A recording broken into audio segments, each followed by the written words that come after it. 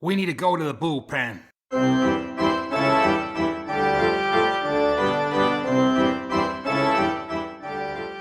Welcome, baseball fans around the world, to a World Series special edition of the Highland Bullpen Baseball Podcast. We are just hours away from the first pitch of the 2021 World Series, which will be thrown at the Houston Astros home Minute Maid Park. Either the Texas team or the Atlanta Braves will be crowned the kings of baseball.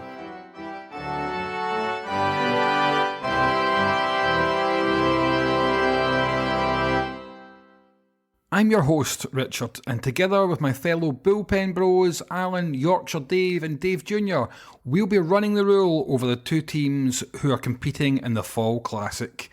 We'll also discuss the news that my own personal baseball hero, Ken Griffey Jr. of the Mariners, has been appointed as part of the ownership group at the franchise, and we'll talk about what that will mean for the future of Seattle. But we have to start with the World Series, and Yorkshire Dave had a couple of swings of the bat going the other way. It could have been your own Boston Red Sox competing to add another World Series to their illustrious history. But the Astros just turned up the heat and ultimately claimed their place deservedly. But for you, Yorkshire Dave, a season to be proud of for the Red Sox nonetheless. I think so, and I'll quote Ian Brown of the MLB. You know, he's the main writer for MLB for the Red Sox, and he just said it's been a wild ride right from day one.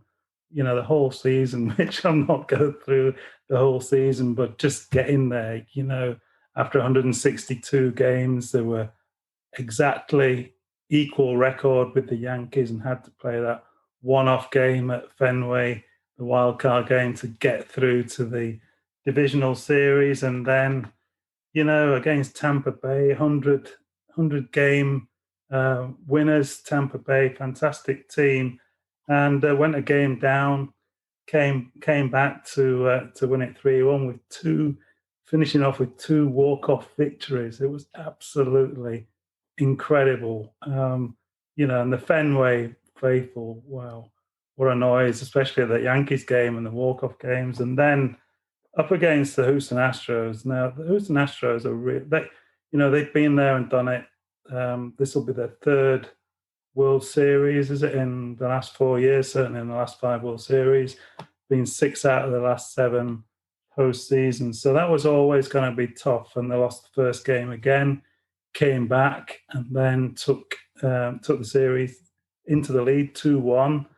And actually, you know, the starting pitching for the Astros was looking a little bit, non-existent, really. And then the last 3 games, and this is where, you know, the Boston bats have been getting them out of trouble the whole time. Not to say that the pitching's not been good. Eovaldi's been great all season. But the last 3 games, certainly the last 2 games, Garcia and Valdez, the starting pitchers for Houston, were incredible. And in the last game, Garcia was on a no-hitter going through almost 6 innings. Valdez went 8 innings in Game 5, and they outscored.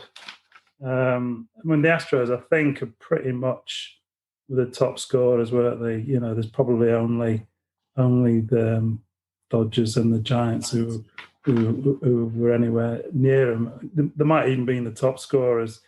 They kept, in those last 3 AL Championship Series games, Boston down to not just 3 runs over 3 games, 10 hits only. I mean, that's incredible when you consider just how devastating the Boston lineup can be. So, it's to get so close to be 2-1 up and back at Boston. You know, if they could have swept that 3-game series, Boston would be in the final. But honestly, I've got no complaints. And I know there's, I listen to a few podcasts, and Boston fans can be, pretty unforgiving. Certainly, there's a few in that camp. But me, I'm happy. I think we've had a real wild ride and a good one. So I'm happy. I'm looking forward to the World Series. I like the I like the Astros, and of course we've got our friend Rob Fontenot, who runs the Astros podcast, and he's. I'm hoping he's getting some tickets to the games. Well, that would be great. And yeah, we have got that soft spot for the Astros as well. I'm a bit torn because I grew up, my first kind of experience of baseball wasn't even watching it. Here's one that's going to show my age to everyone. I used to listen on the radio, on the medium wave radio. I think it was frequency 873 was the closest I could get to the Armed Forces Radio and Television Network radio, which was available in Scotland, particularly in the west of Scotland, in a relatively small area, because there were a lot of American service personnel stationed close to Glasgow, stationed at the Holy Loch. There's a lot of American service personnel. So this was obviously provided to help them keep in touch. But obviously, I presume the transmitter was closer to the base than to me. So I could only hear bits and pieces of it. It'd be like a wave, the noise would come up and down, and it would sound a bit like, a crowd roaring. It wasn't, it was just a radio wave going up and down. But at a crucial moment, I would hear something and not know whether that's the crowd roaring or whether it's just a kind of frequency shifting. But that was that great Atlanta team of the kind of the mid to late 90s, under Bobby Cox and stuff like that. And he had some fantastic hitting, fantastic pitching, just a really fantastic all-round ball club in that era. The guys like, Smoltz and Maddox and Glavin on the mound. They had such a great pitching rotation. They did, yeah. Chipper Jones and Andrew Jones in the outfield. Chipper Jones is a great player, great character. Bobby Cox, has he not got the record for the most ejections of a manager in the history of the game? Absolutely. I like a bit of that passion, I must admit. And there's some classic clips of Bobby Cox having some spirited discussions with some of the officials on the field. But tell you, it certainly helped make them winners. And that was because they actually started that decade, the Braves, as a terrible team. I think if they weren't the worst team in baseball in 1990, they were very, very close. I think they were the worst. There was that day because they got to. I was reading up a little bit about this the other day, and 91, they got to. I think they might have got to the World Series final, and it was billed as the worst to first run. So that fits in with what you're saying. I think they'd previously had a poor season, but the 90s, it was their bad luck really that. They did win it in 95, didn't they? But I think they lost a couple in the late 90s to the Yankees, didn't they? They won it 3 or 4 times at the end of that decade, didn't they? Joe Torre's, probably the last really great Yankees team, the Braves, I don't think it's going to be a great series, because that history is going to come back. You've got some good connections there. You've got Freddie Freeman, I really like, who's 10, 11 years of Brave, isn't he? That's his one club guy. The manager, Rick Snitker, I think his son is the hitting coach on the Astros team. So, and they used to be I'm gonna probably get this wrong. Sort of read so much about it. There's that much going on. You can't always take it all in, but of course, the World Series is between the National League and the American League. But weren't they both in the same league? Weren't Houston Astros originally and for a long time a National League team, and of course, the Atlanta Braves in the 60s moved with. They're a long-standing franchise. Started off in Boston, didn't they? I think Milwaukee Braves famously, and then as part of the sort of move south and west, they moved to Atlanta. So I think they played in the same division for a while. So there's quite a lot of history between the two clubs, the two franchises, which I think it's going to come out, and then today and tomorrow and the build up to it, and I'm excited about it. Yeah, I think there'll be I get the feeling there'll be lots of runs, there'll be lots of ups and downs as well. I can see there being lots of swings of fortune as well. But what do you reckon, Alan? Is this season's World Series set up to be a classic? I think the World Series always must be.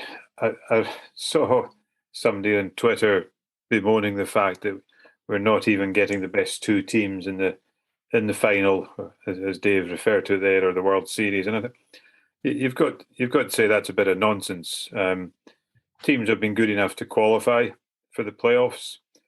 We all know the structure of the playoffs, and when it gets to 7-game championship matches. Much as I was disappointed that the Red Sox couldn't overcome the Astros, I think you would have to say you've got two teams that thoroughly deserve to be in the World Series game. And I know that there's a lot of people. The haters going to hate, I think, is the song. Was it Taylor Swift? A lot of people are going to be like that on both sides. But you've got two teams here that have got 4 World Series between them. I'm sure most teams with a history out there have got something in them that someone's not going to quite like, but they're modern day clubs. They've achieved what they've set out to achieve, and now we're set up for a 7-game thriller even. Of course, you'll be aware. The Tigers didn't play the Braves this year, but they did actually play 7 games against the Astros. So it's almost like a replicate of the World Series. And I could do my perennially Scottish thing there and say that, of course, when the Astros lift the World Series, in reality, the team who'd have beaten them 4-1 in a true 7-game series over the season should be the real world champions. Absolutely, Alan. I like you straining logic to that extent as well. That's a true sports fan as well. But it's certainly something to be proud of, Alan, regardless of whether it's the Astros who are the stars or not this year. It's been the Tigers really took it to them. Yeah, 100%. Oddly, the Tigers swept them in Houston in April, and then they split a series in Detroit. I think that was in August.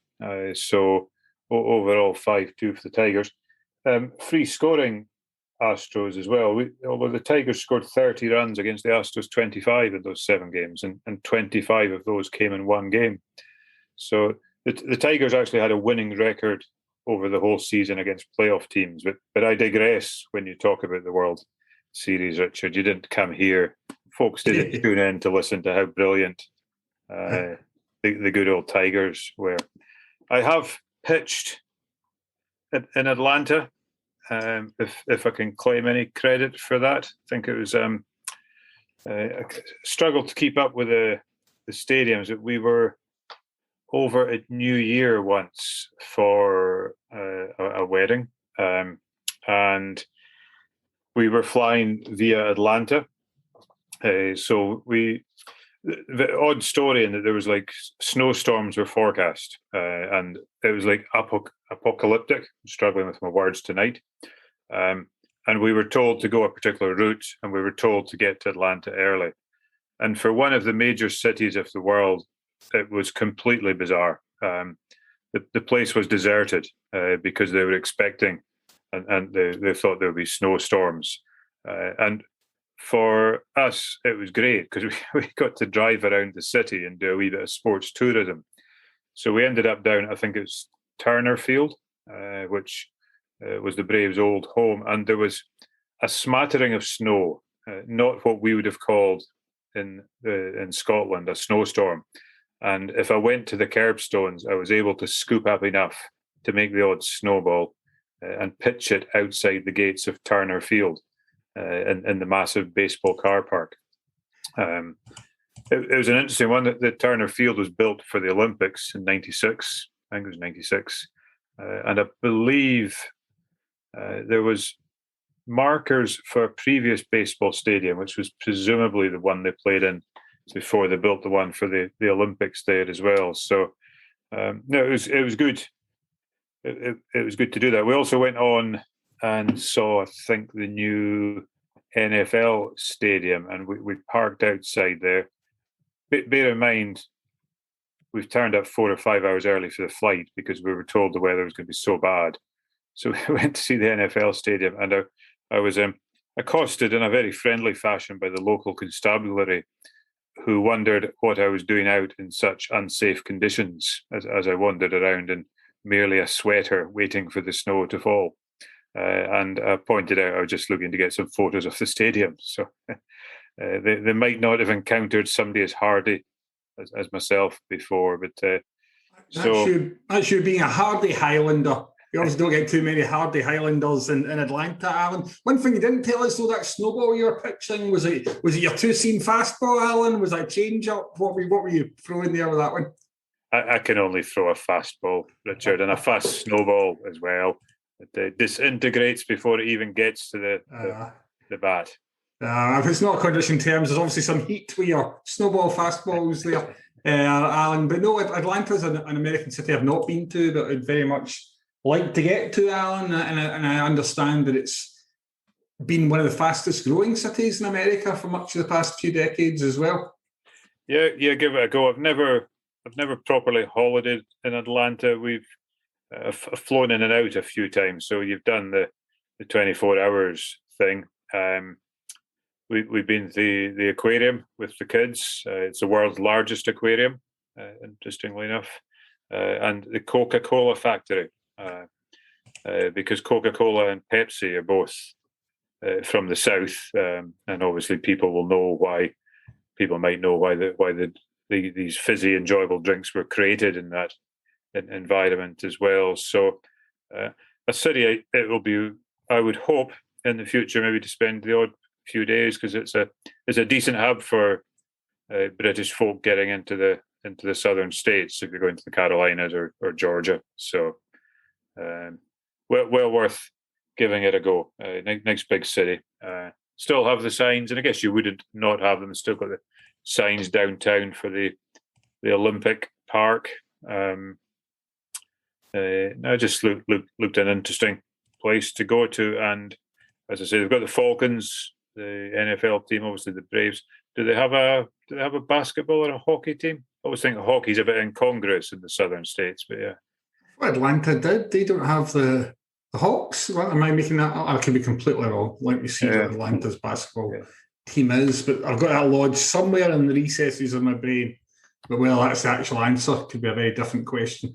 I actually think Atlanta and Houston are two of the fastest growing cities in America for the last few years. And I wonder if it's part of a wider kind of cultural and power shift away from the traditional East as well, Dave Ince, because you look at, this is Houston and Atlanta this time. We've had Tampa in recent World Series, obviously the Dodgers, etc., and stuff like that as well. That maybe baseball's power centre has shifted a little bit south and west as well in recent times. Yeah, I think it's fair enough, isn't it? So it's where a lot of the players come from. You look at, many of them are from California and Texas, aren't they? I think I remember you putting forward a revelation quite recently about the New York Yankees, and they just fielded, in about 100 years of the history, the first player from the Bronx. So yeah, the traditional teams started off in the East. Is where all the big major cities were, but a lot of the players that come from all over America, don't they? So I think it's a good thing to see it expanding. I do support one of the old East Coast teams, but it's all good, isn't it? There's 30 teams now. Used to, twice as many as there used to be. You can't say it's not better than it's ever been.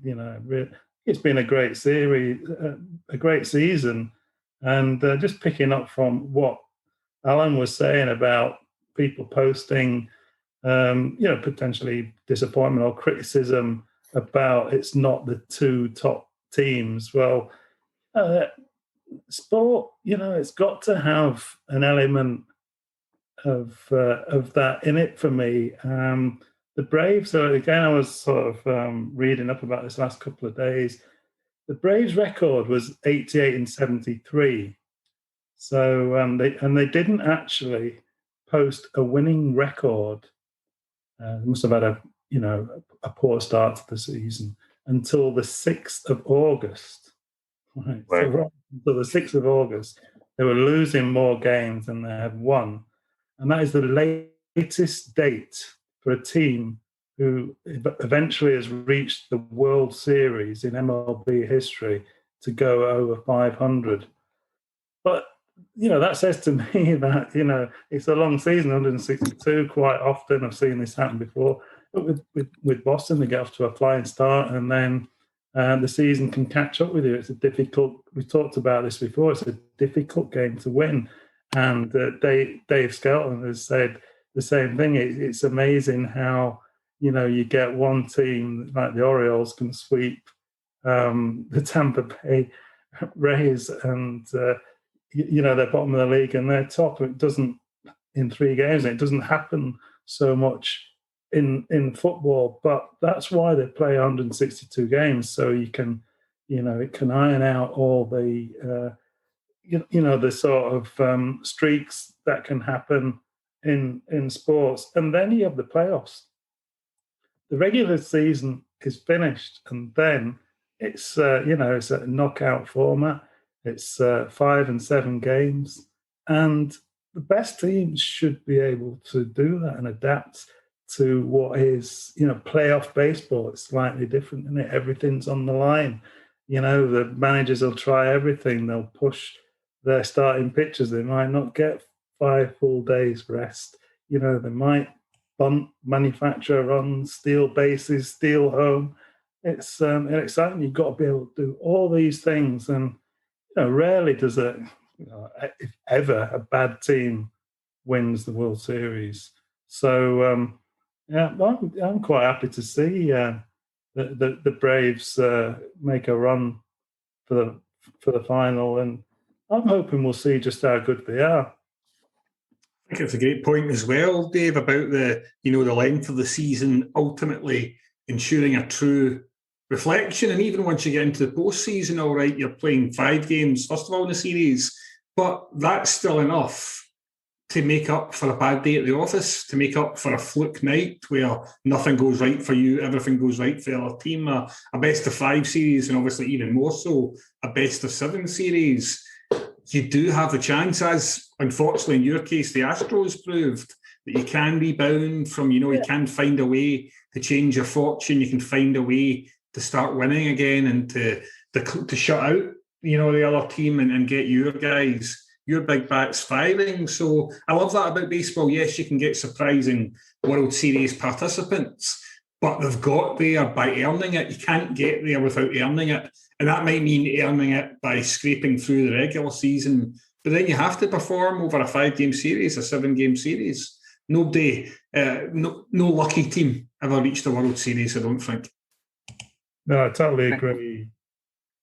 It's set up this way, isn't it? They don't do things by halves in America, and it's all worked out. And I think it's a fantastic format. We're sorry to see it go, but I have to say that the Ince household is gradually turning from Boston Red Sox. The color scheme is going from sort of red and navy blue to the black and gold of Boston Bruins. As Lorraine's got the, as I had the MLB subscription now, Lorraine's got the NHL one, and we've got live games going on from the. It's not still the Garden, is it, in Boston? But yeah, so I can testify the cap was being worn last week. Yeah. Cap on there. So the comment I would make about the 7. So we always try and sort of think of other sports to maybe try and make this easier to understand for people. But probably tennis is the obvious one. When you look at the men's regular tour, they're playing 3-set matches, and you'll get a variety of winners, and the big names don't always turn up for every event. But 3 sets, you very rarely get the shocks in the 5-set matches, and that's why when you look at the dominance of 3 or 4 players in men's tennis over the last 15, 20 years. It's because they are the best. They've always come out on top.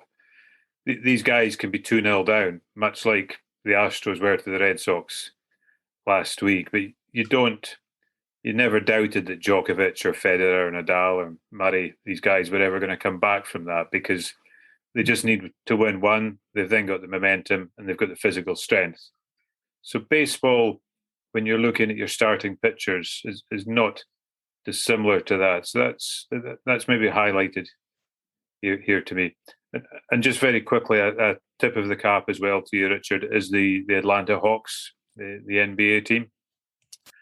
And of course, there's an MLS team, the Atlanta United, which I believe might be where the Aberdeen chairman might have come from, the kind of Aberdeen chairman. But I checked their roster. There is a player on the roster of Atlanta United who has played a US international, who has played for both Rangers and Hibs, which might be of interest to 2/3 of the conversation here. US international Rangers and Hibs. How recent? I think it wasn't that far long ago. A defender, Alan? He's disappeared from my wee list here. Oh, by the way, Alan, in terms of the Hawks, Pigeon always has to know where the Hawks are, so you shouldn't have doubted that I would know where that was. Well done. Yeah, so Emerson Hindman. Midfielder. Yep. Midfielder. He played for both. He was at Bournemouth, was it? And he came on loan to Rangers and Hibs. Rangers one season, and Hibs a couple of seasons later. So yeah, he's back. He's actually from Texas. Always in Dallas, so I guess might not be an Astros man, but yeah, he's back in the States now, playing for Atlanta United. Seems to be a regular there as well. So there we go. Oh, always like a nice bit of football trivia there, Alan. So thank you very much for that. Tell you one thing I noticed, Dave, when the Red Sox took on the Astros, was it felt like the tide turned when the Astros started playing really smart baseball. And I know that seems daft, the notion that teams at this level don't play smart baseball, but they started stealing bases really effectively. Yeah. And actually, this has been the postseason. I don't know if it's a record, but there have been 42 to date. There have been 42 attempts to steal a base in the postseason. Let's see who can guess closest how many of those have been successful. So 42 attempts to steal a base prior to the World Series. Right. I'm not surprised that it's happening more in the postseason. As I was saying earlier, everything's on the line, isn't it? And that's when they try something different, and you'll see, especially late on in the game, or in a low-scoring game, maybe early on, they'll put on a pinch runner. If someone's on first base or second base, to move them over just one out, and then a bunt or a sacrifice fly will get him home, and it makes all the difference because especially in a deciding game, there's it's win or go home. So they will try all the old tricks, and I have a feeling that Boston are probably. I haven't looked at the numbers for this, but I can't think of any. They have no real base stealers in their lineup. I think that one of the young lads who came through, Jared Duran, who sort of faded away really and didn't feature in the postseason. He's got fantastic speed. If they could just get his bat and his defense going, then I think that's something missing from the game, and I would totally agree with that. I think you need, for the playoffs, to win the World Series, you need an all-round game. You need to be able to do everything, and that comes down to pitching as well, starting pitching, relief, a good closer, and that's where he goes. They'll have to look at it. It's not so relevant during the 162 game season that you won't see so many risks being taken as such. They'll just take the win or the defeat on the chin. But when it really matters, they'll try stuff. Absolutely, and in many ways that was genius from the Astros because they didn't steal many bases during the regular season. They had the fourth fewest stealing attempts in the regular season. So Boston presumably just weren't expecting it. It's a complete, pardon the pun, but it's a complete curveball. You think you're up against a team that isn't a threat in stealing, and then suddenly they're stealing really aggressively, and that changes your mindset as well. I don't know what the catchers like. Some catchers are better than others, and some pitchers are, depending on their wind-up, are sort of easier or more difficult to steal bases off. So and the shift is different as well, because if you've got the shift in action, then the players are not in their usual positions, are they, near the bases. So it probably was some smart, aggressive tactics from Hoos, and they backed it up with the starting pitching, the hitting, and their all-round games. So you have to say they deserve to be there. Being the AL team, I think I probably will support them. I'm quite happy. I'm nothing against the Braves, but I think they might do it. I think it might be close. I mean, I don't know whether it's prediction time already, but I could see it being 4-3. Going the full 7 games to. Well, let's keep it on deck. Let's keep you on deck for the final predictions, Dave. All right, we'll do that. But firstly, Alan, would you like to have a stab at 42 attempts to steal a base in postseason play? How many of them were successful? Yeah, I was trying to think that. Although I'm a stats and a numbers man, I have no idea what the normal successful percentage of stealing a base is. I was well aware, I think because Dave might have explained it before, you'll see more attempts at stealing base. I think when they go to steal base, they generally have a pretty good idea that they're going to be successful. I guess in the World Series you're doing it, it's more of a one-off. It's a key moment if you can do it. I'm going to go slightly over half, Richard, and say 24. Okay, you're going for 24 out of 42. Yorkshire Dave?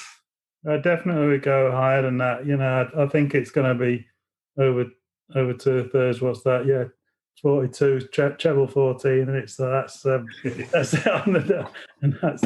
But yeah, I would put it in the 30s. I don't think they're going to go unless they're pretty much sure. Okay. Well, what's the darts number then? You've said the 30s. Give us a darts total. What would it be? Would it be a double 16, a double 17? Yeah, well, that's the ideal finish. Let's go double 16. I wouldn't be surprised if it was more, but 32.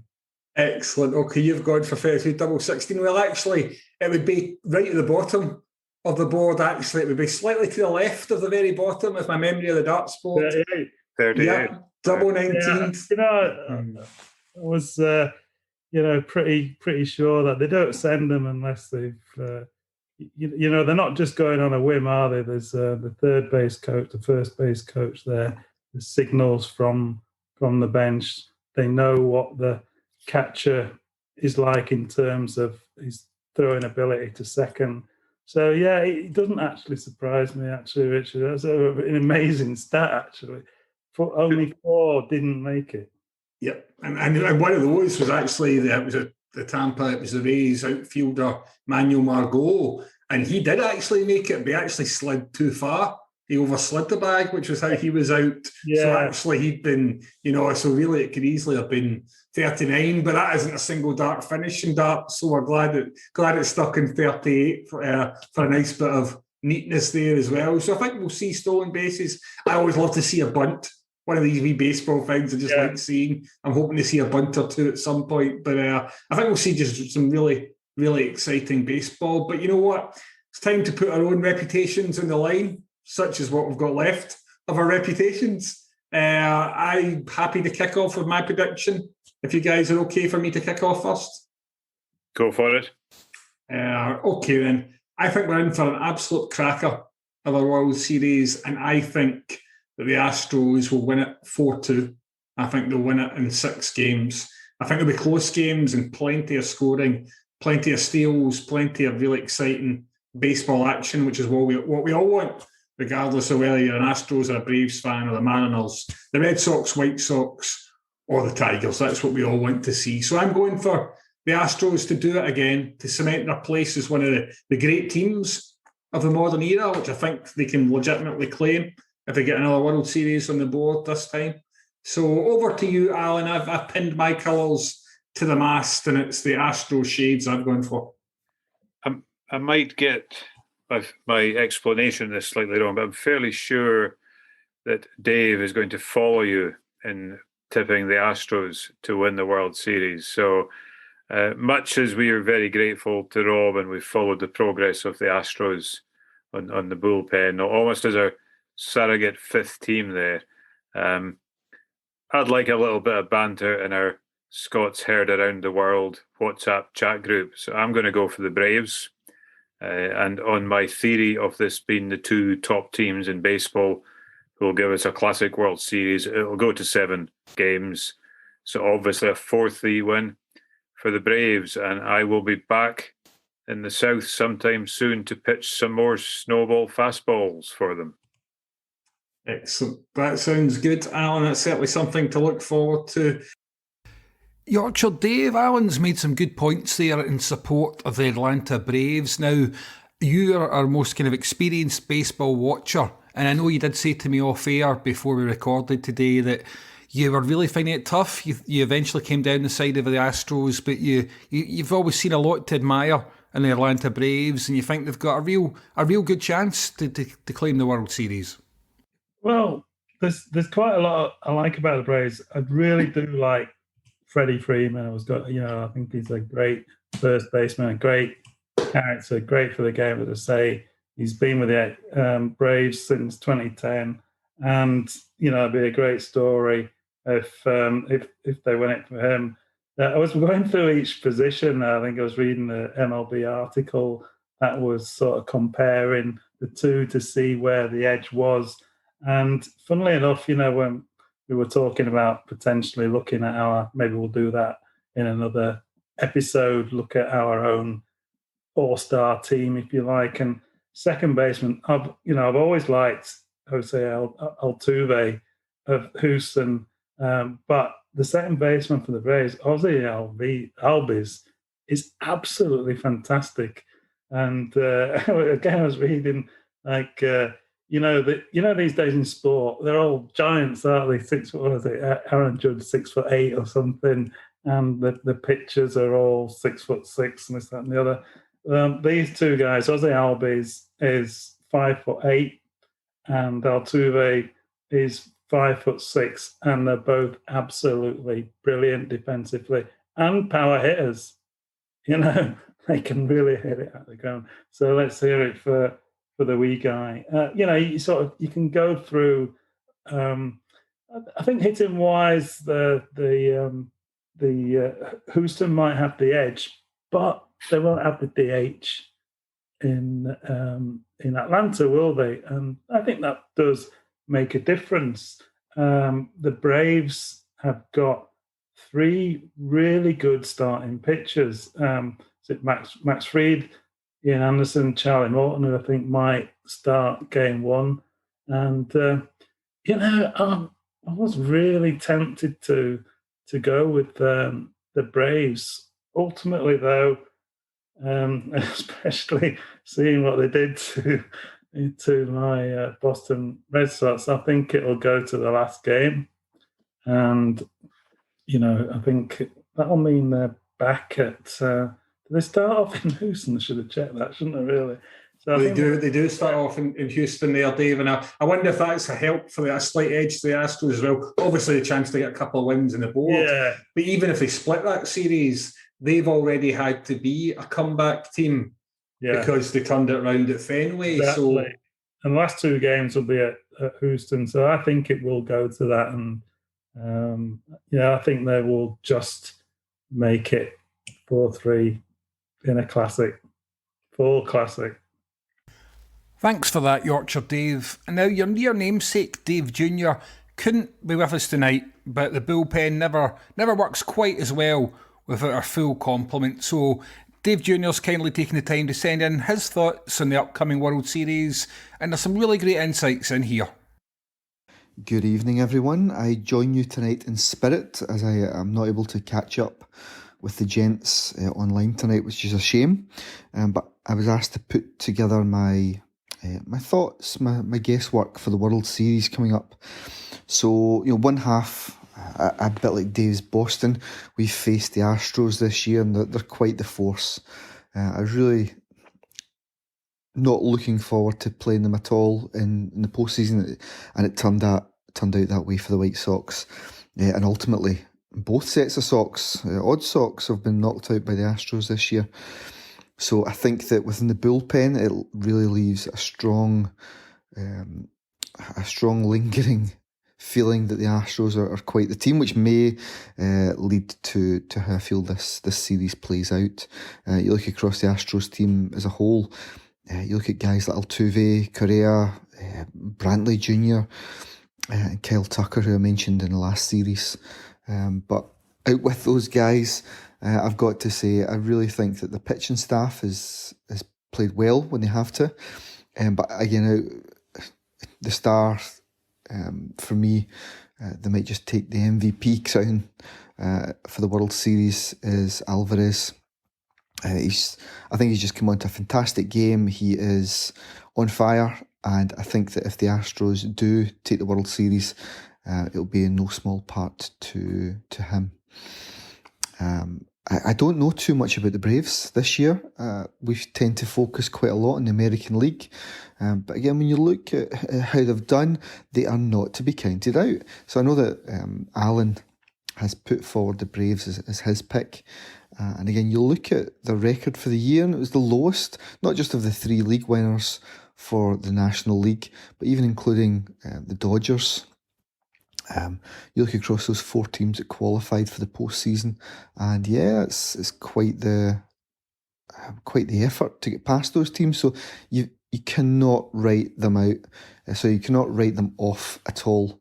And they're going to be a force, and for that reason, I do think it'll be a really, really close series. I do think that the bats of Houston will bring it home. I think they've just got the edge there when it comes down to it, and I'm taking the Astros to win in 6, taking them to win 4-2 and to win it back in Houston itself. I just think they're such a professional outfit. They do all the small things right. They've been there before. They've done it. I'm pretty sure in the lead up to taking on Boston, it was mentioned that they'd made the ALCS 5 years running, which just shows you that it's an experienced team. It's a talented team. It's an excellent team. And I think that is your World Series winners in waiting. So there you have it. The Bullpen Bros, by 3-1, are favouring the Astros to win it all. Alan, do you have anything else you'd like to add on the World Series? No. That's nice and succinct, nice and short and sharp. Were you teeing me up for something there? No, I just can't get enough of your wit and wisdom, Alan. That's what it is. No, fantastic. Then, well, we will just, for everyone listening out there, just enjoy the World Series. Try and catch it if you can, any way you can. It is one of the sports. It's one of sports' great contests. It really is. It lives up to its billing every year, and we certainly can't wait for that first pitch to be thrown. Now, just beyond the World Series, if there's such a thing, I was pleased to see Ken Griffey Jr., obviously my all-time favourite Mariner, being announced as having been part of the ownership group, or becoming part of the ownership group at the Mariners, and being part of that franchise and able to help shape the future of the franchise. And it's an exciting time. Good young team, kind of overachieved this season and got more to look forward to in years to come. But bringing back a legend like Ken Griffey Jr. and bringing them into a real position of power within the boardroom, that sound like a smart move to you guys? I think the fans will always like something like that. And I think a guy who's got experience off the game, played at a level and has continued with that involvement as well, it's got to be good. Yeah, I totally agree. It's a great move. He's, a very likable, brilliant player. who just made things happen. And, you know, his father as well, you know, we talked about this before, that game in the early 90s when they hit back-to-back home runs.